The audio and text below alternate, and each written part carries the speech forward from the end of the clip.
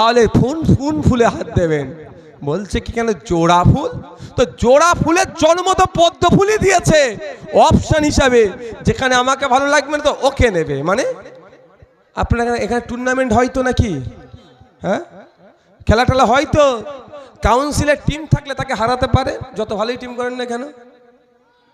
হ্যাঁ আমিও ভাই এখানে মেদিনীপুরে অনেক খেলে গেছি ভলিবল টুর্নামেন্ট। হ্যাঁ ঠিক আছে, কি বললাম, কাউন্সিলের টিম থাকলে, গোপীবল্লভপুর ওটা অবশ্য ঝাড়গ্রামপুরতে পড়ছে, কাউন্সিলের টিম ছিল, দুবার করে ফাইনাল খেলতে হয়েছে আমাদের, বুঝতে পেরেছেন? বলছে না এবার ফাইনাল হয়নি, এর পরেরটা হবে। যাক সে প্রসঙ্গে যাচ্ছি না, দুটোই তো কাউন্সিলের টিম। এদের গোডাউন এক জায়গায়, সুরম আলাদা। বিজেপি তৃণমূলের গোডাউন হচ্ছে নাগপুর, সুরমটা শুধু আলাদা আলাদা করে রেখেছে। তাই বিজেপির পদ্ম ফুলের পরিবর্তে কোন সিম্বলে আপনি হাত দিতে চাইছেন? জোড়া ফুলে। ওর জন্ম তো পদ্ম ফুলই দিয়েছে, তাহলে ওটাকে প্রত্যাখ্যান করতে হবে না, আমি আপনাদের উপরে ছেড়ে দিলাম। আর গুটি কয়েক কথা বলবো।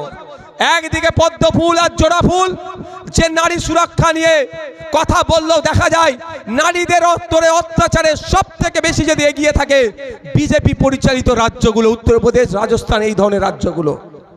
আর পশ্চিম বাংলায় নারীদের বলছে রাত 8টার পরে নাকি কাজ থেকে আর ফিরতে পারবে না। আর আমরা খামচিহ্ন বামপন্থীরা বলছি নারী তার কর্মস্থানে কখন যাবে আসবে তার এখতিয়ার, কিন্তু কর্মস্থানে যাবে আসবে তার নিরাপত্তার দায়িত্ব সরকারকে কাঁধে তুলে নিতে হবে। এটা ডিফারেন্স। আপনারা ডিসাইড করুন যে নারীর উপরে যে বৈষম্য ওটা বন্ধ করবেন, না নারীর যে নিরাপত্তা দিতে চাইছে তার পাশে থাকবে। একদিকে 1,500 টাকা মাসে দিচ্ছে বেকার ভাতা, আর আমরা এক বলছি আমাদেরকে আপনারা সরকারে নিয়ে আসুন, ন্যূনতম 15 থেকে 22,000 টাকার মাইনের চাকরির আমরা ব্যবস্থা করব। আপনারা কোনটা গ্রহণ করবে? এরা একদিকে 1500 টাকা মানে পার ডে 50 টাকা আপনার বেকার ভাতা পাচ্ছেন, এর পরিবর্তে আমরা বলছি আমাদেরকে ক্ষমতায় নিয়ে আসুন, নন্দীগ্রামে আমাদেরকে জেতান খামচিহ্নকে।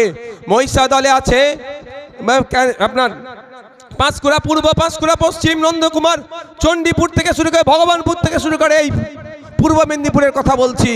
আমরা যে বামপন্থীরা যেখানে একসাথে লড়াই করছি ওদেরকে জিতিয়ে ক্ষমতার মসনদে নিয়ে আসুন। ওয়ান ফ্যামিলি ওয়ান জব, অর্থাৎ পরিবার প্রতি একটা করে স্থায়ী কাজের ব্যবস্থা আমরা করে দেবো। কোনটা গ্রহণ করবেন আপনাদের উপর ছেড়ে দিলাম। 1,500 টাকা মাসে নেবেন, না মাস গেলে 15 থেকে 22,000 টাকা ইনকাম যেমন থাকছে একটা, আর একটা কি থাকছে ওয়ান ফ্যামিলি ওয়ান জব, প্রতি পরিবার থেকে একজন করে স্থায়ী কাজের ব্যবস্থা আমরা করব। কোনটা গ্রহণ করবেন আপনাদের উপরে ছেড়ে দিলাম। কোনটা গ্রহণ করবেন? রমজান মাসে হিজাব টেনে বা দুর্গা উৎসবের সময় ফেটে কেটে বক ধার্মিক সাজা, না যারা ধর্ম পালন করছে ধর্ম পালনে কেউ বাধা না দিতে পারে, সঠিকভাবে যাতে ধর্ম পালন করতে পারে তাদের সার্বিক নিরাপত্তা দরকার, আমরা সে দাবি করছি। কোনটা গ্রহণ করবেন আপনাদের উপর নির্ভর করছে। আমার কাছে বেশ কয়েকটা পয়েন্ট দিয়েছে এর উপর একটা আলোচনা করার জন্য। প্রথমে বলি এসআইআর নাকি আচ্ছা আইএসএফ নাকি বিজেপির কাছ থেকে কোটি কোটি টাকা নিয়েছে। আমি অনেক আগে কথা বলেছি, আর বললে বলে হাঁপিয়ে গেছি। আমি আজকে অন স্টেজ বলছি, আমি নওশাদ সিদ্দিকী, এত ক্যামেরা চলছে, এত মানুষ আছে, সবাইকে সাক্ষী রেখে বলছি এরা তো টাকা নিয়েছে, জীবনে প্রমাণ করতে পারবে না। মৌলানা সাহেব তো বলে দিয়েছেন, যদি না প্রমাণ নিয়ে কি অনেক বড় কথা বলে দিয়েছেন। আমি অত হার্ড হিটার নই, তো আমি যেন বলতে পারছি না। আমি তো হার্ড হিটার, আমি হার্ড হিটার নয়। আমি তা অনুরোধ করব ঠান্ডা মাথায় বলতে হবে একটু কথা, যে আমি ওই রকম আক্রমণাত্মক বলতে পারবো না। আমি এতটুকু বলছি, মমতা ব্যানার্জিও সৎ সাহস নয় নাম ধরে বলার। যদি মমতা ব্যানার্জিও বলে নাম ধরে আইএসএফ অমুক জায়গায় অমুক দিন অত টাকা নিয়েছে, এটা মিথ্যা। মমতা ব্যানার্জিকেও টেনে আমি কোর্টে নিয়ে যাব তার জবাব চাওয়ার জন্য। এত বড় এই পাড়ার চারানার নেতা বলে দিল, ওই নিয়ে আমি পাত্তা দিই না। যদি সৎ সাহস থাকে মমতা ব্যানার্জি বলুক। তারপরেও বলছি ওদের কথাটা সত্য মিথ্যা আমি বিতর্কে যাচ্ছি না। আচ্ছা আমি টাকা নিচ্ছি, আপনাকে জানেন নিচ্ছি কি নেন না আপনারা জানেন না। ভাইজানের উপরে বিশ্বাস আছে, ভাইজান নেবে না। কিন্তু আমি অন স্টেজ বলছি, এত ক্যামেরা আছে, আমি প্রকাশ্যে বিজেপির কাছ থেকে টাকা নেবো। যেই বন্ধুরা বলছে আইএসএফ বিজেপির কাছ থেকে টাকা নিয়েছে, আমরা টাকা নিয়েছি আমরা জানি না, আমার বন্ধুগুলো জেনে গিয়েছে। তাহলে সেই বন্ধুদের খুব ভালো সম্পর্ক আছে শুভেন্দু অধিকারীর সাথে গোপনে গোপনে, তাই না? শুভেন্দু অধিকারীকে দিয়ে বলছে এই তোমাদের কেমন দিয়েছি তেমন দিয়েছি। তাহলে সেই বন্ধুদের উদ্দেশ্যে বলছি, আপনি 1 কোটি টাকা ব্যবস্থা করলে আমি 10 লাখ টাকা রাখবো, 90 লাখ টাকা আপনাদের দিয়ে দেবো। অর্থাৎ যা টাকা বিজেপির কাছ থেকে অ্যারেঞ্জ করে আইএসএফকে দিতে পারবে, তার মাত্র 10% টাকা আইএসএফ রাখবে পার্টি চালানোর জন্য, আর 90% টাকা যে বন্ধু অ্যারেঞ্জ করে দেবে তাকে দিয়ে দেবো। অসুবিধা আছে আর কিছু? লুকোনো ছুকোনোর ব্যাপার নেই, একদম সরাসরি বলে দিচ্ছি। কি বলছি বুঝতে পারছেন না? যেই বিজেপি দলিত আদিবাসী মুসলমানকে জবাই করে দিচ্ছে, খুন করছে, সেই বিজেপি নাকি নৌসাদকে টাকা দেবে, আর নৌসাদ শবে মেরাজ খান পরিতোষ পরামানিক সাহেবরা নাকি তার কাছ থেকে টাকা নেবে। এত খারাপ সময় আসেনি সত্যি, আমাদের অর্থের অভাব। এই বর্ষার সময় মমতা ব্যানার্জি, অভিষেক ব্যানার্জি প্রোগ্রাম করছে, কেমন সেট করছে দেখছেন না? হ্যাঁ, চেয়ার দিয়ে সেট করে এই যা লোক এখানে এসেছে ওই রকম ভর্তি হয়ে যাবে, সুন্দর করে গুছিয়ে করতে গেলে একটা প্রোগ্রাম 8-10 লাখ টাকা খরচ আছে। এই মোদিজি আসলো, আর দেখো 6খানা হেলিকপ্টার, বুঝতে পারছো?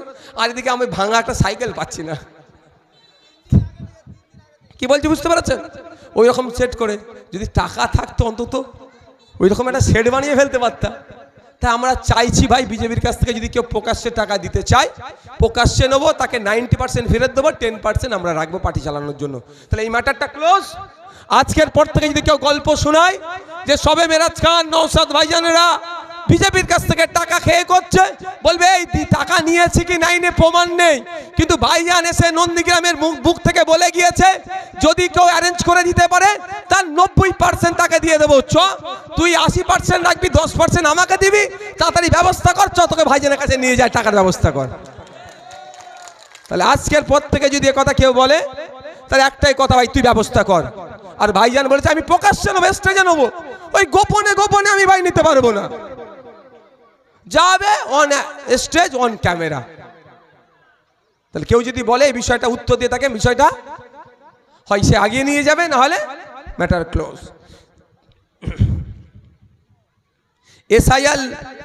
এসআইআর নিয়ে বলছিলেন না, এখন আপনারা করবেন কি বলুন?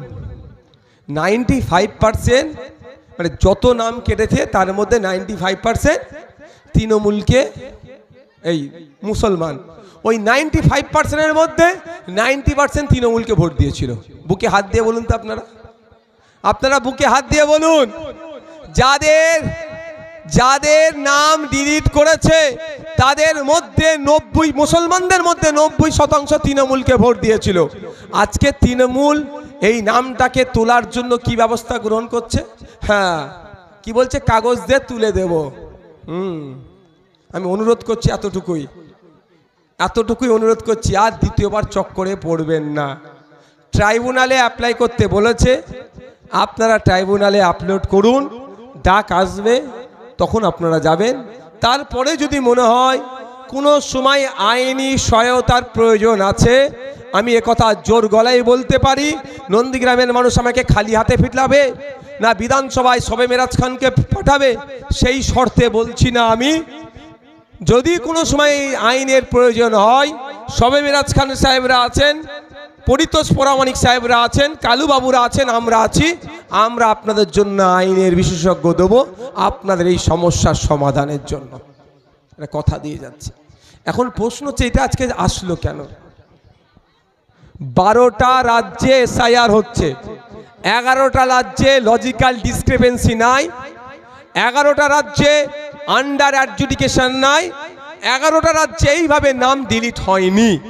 পশ্চিমবাংলায় হলো কেন? পশ্চিমবাংলায় প্রথম উত্তর দিচ্ছি, পশ্চিমবাংলার সরকার চেয়েছে তাই এটা হলো, কেরলের সরকার চায়নি তাই এটা হয়নি, তামিলনাড়ুর সরকার চায়নি তাই এটা হয়নি। তার প্রমাণ আমি দিয়ে যাব। আমি অর্ধেক বক্তব্য দিয়ে ছেড়ে চলে যাওয়ার ছেলে না। আমার বক্তব্য যদি আমি কোনো ভুল বলি, তৃণমূল কংগ্রেস আমার বিরুদ্ধে আইনত ব্যবস্থা গ্রহণ করুক। আমি এদের বিরুদ্ধে মিথ্যা কথা বলি না, অন্যায় কথা বলি না, তারপরেও আমার নামে 17টা মামলা অলরেডি হয়ে গিয়েছে। যদি আমি এদের বিরুদ্ধে একটা মিথ্যে কথা বলি, 17 হবে না, তখন 170টা মামলা হয়ে যাবে, তাই না? আমি আপনাদের বলি, সরকার চেয়েছে তাই আপনি ঝামেলায় পড়েছেন। একদম রাফসাফ কথা বলছি, সহজ ভাষাই বলছি। মমতা ব্যানার্জি চেয়েছে আপনি গাড্ডাই পড়ুন, তাই হয়েছে। আমার কাছে ছবি আছে, আমার ভাঙড়ে একটা দেয়ালে লিখেছে তৃণমূল, এসআইআর থেকে বাঁচতে তৃণমূলকে ভোট দিন। বুঝতে পারছেন না কি বলছি? তো নন্দীগ্রামে এখন এই গল্প চলছে, নন্দীগ্রামে ওই গল্প চলছে, ভোটার লিস্টে নাম তুলতে তৃণমূলকে ভোট দিন। আমি এখন জানতে চাই এসআইআরটা কোন সরকারের আমলে হয়েছে, নওশাদের সরকারের আমলে না তৃণমূলের সরকারের আমলে? উত্তর দেন একটু আপনারা। তৃণমূলের সরকারের আমলে এসআইআর হয়ে আমার নাম কেটে গেল, আবার এরা বলছে আমাদেরকে সরকারে নিয়ে আসো, আমরা নাম তুলে দেবো। তাহলে তুমি এতদিন সরকার চালাচ্ছিলে না সার্কাস চালাচ্ছিলে ভাই? তখন ওদের সরকারের আমলে নাম কাটলো, বলছে আবার সরকারে নিয়ে আসো, তোমার নাম তুলে দেবো। নাটক চলছে।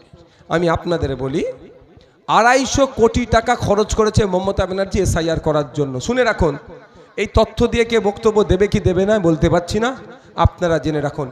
250 কোটি টাকা খরচ করেছে এসআইআর করার জন্য। 90,000 মতো অফিসার দিয়েছে এসআইআর করার জন্য রাজ্য সরকার। রাজ্য সরকার যদি বলতো ভোটের আগে আমি আর অফিসার দিতে পাচ্ছি না, ভোটের পরে হবে যা হবে, তাহলে এখন এসআইআর হতোই না। রাজ্য সরকার যদি 250 কোটি টাকা না দিত, তাহলে এসআইআর করার জন্য যে টাকাটা লেগেছে সেটা না দিলে এসআইআরটা বন্ধ হয়ে যেত। তারপরে অনেকে গল্প শোনাবে যুক্তরাষ্ট্রীয় পরিকাঠামো, হ্যান ত্যান, আমি সব ধরে নিচ্ছি। এবার আসা যাক, কেন আপনার প্রথম নামটা লজিক্যাল ডিসক্রিপেন্সিতে আসলো? কেন এসেছে? হামিদা খাতুন নাম ছিল, এখন হয়েছে হামিদা বিবি বা হামিদা বেগম, নামটা কেটেছে তো।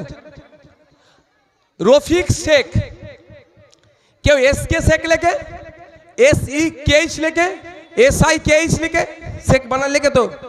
রফিক RAKIF QIF যার মতো লেখে।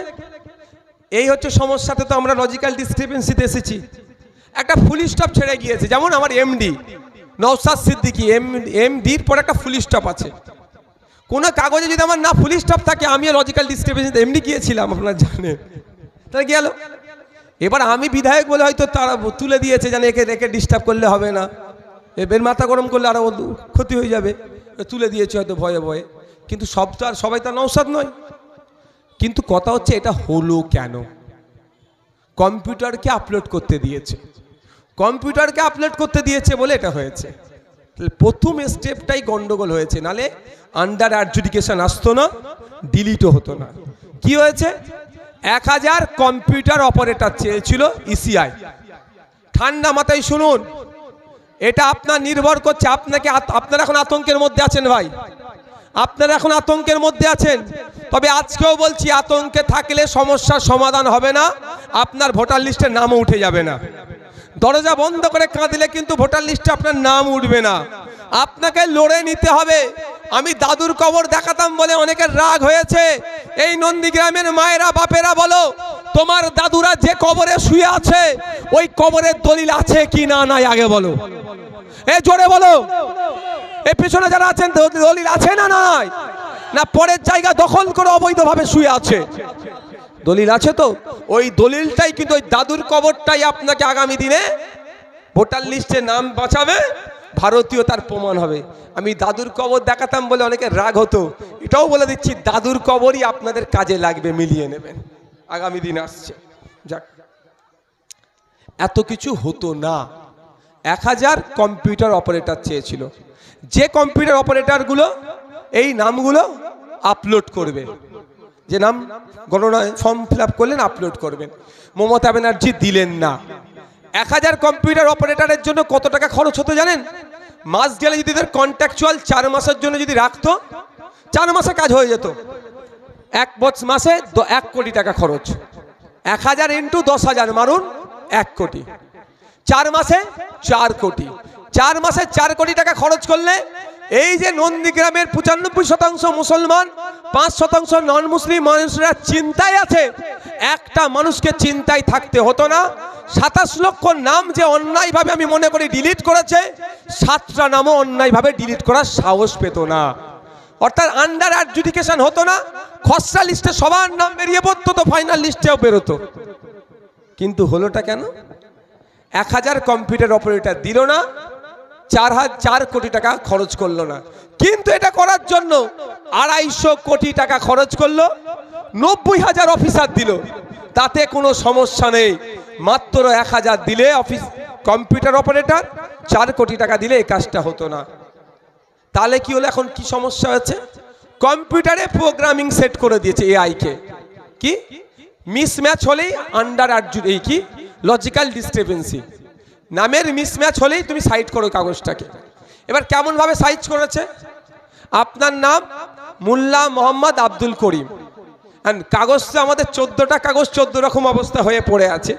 আমি 5-7 বছর আগের থেকে কথা বলে আসছি এনআরসি সিএস সময়, যে কাগজ ঠিক রাখবে, যে কটা ডকুমেন্টস আছে ঠিক রাখবে, কিন্তু আপনারা আমার অনেক কথা বিশ্বাস করেননি, বাদ দেন। যে এখন কি হচ্ছে, মোল্লা মোহাম্মদ আব্দুল করিম ফর্মটা ফিল আপ করেছেন, আর ডকুমেন্টস দিচ্ছেন আব্দুল করিম মোল্লা মোহাম্মদ, উল্টো। এই অবশ্যই তো এরাই করেছে।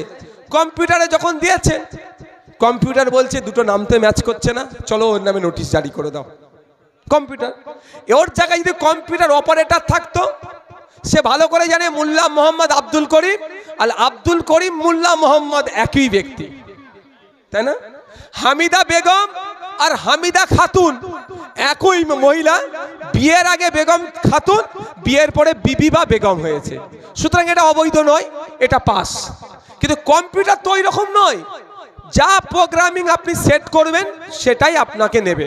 কেমন উদাহরণ দিচ্ছি, কম্পিউটারকে আপনি বলে রাখলেন দুধ দিয়েছেন, পানি দিয়েছেন, জুস দিয়েছেন, মধু দিয়েছেন। কম্পিউটারকে আপনি প্রোগ্রামিং সেট করলেন, যে পানি চাইবে তাকে পানি দেবে, যে দুধ চাইবে তাকে দুধ দেবে, যে চা চাইবে তাকে চা দেবে, যে মধু চাইবে তাকে মধু দেবে, লোড করা আছে কম্পিউটারে।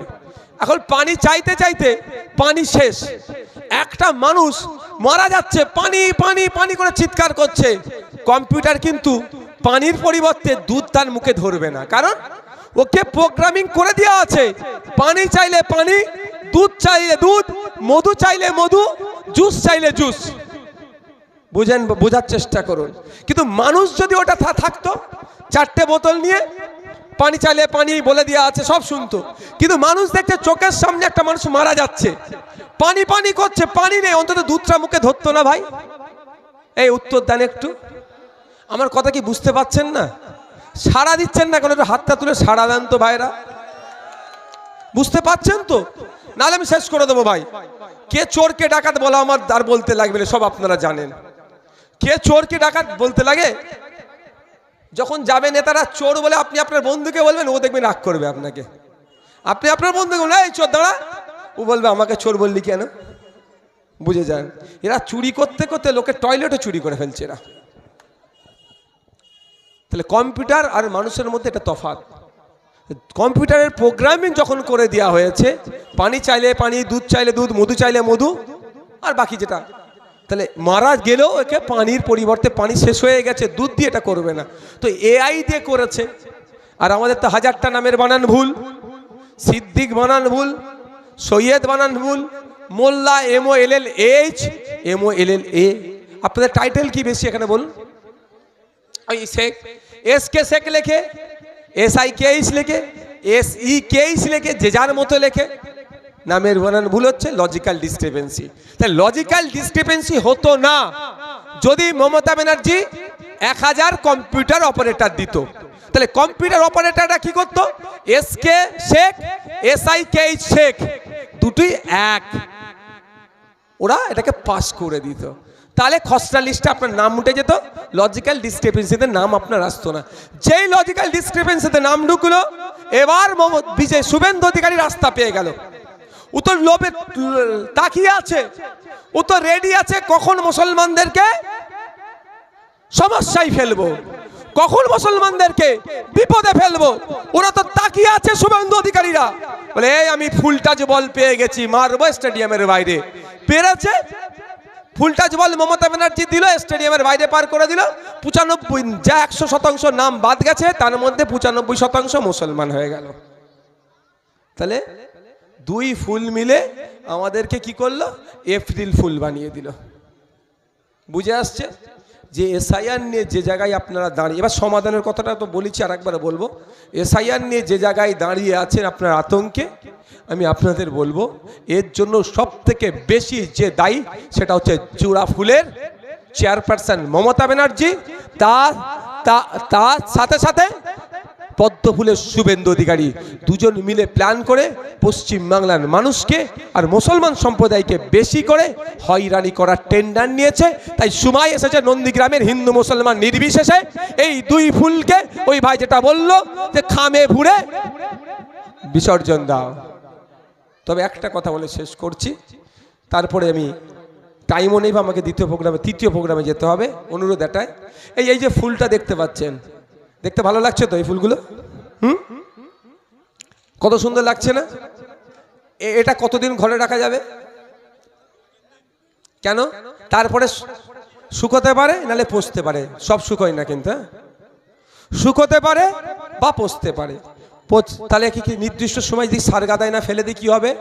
পচবে, পোকা জন্মাবে। পোকা জন্মালে আমার বাড়ির ছেলে মেয়েরা আছে, পোকা চড়বে, কানে নাকে ঢুকবে, স্বাস্থ্যের ক্ষতি হবে।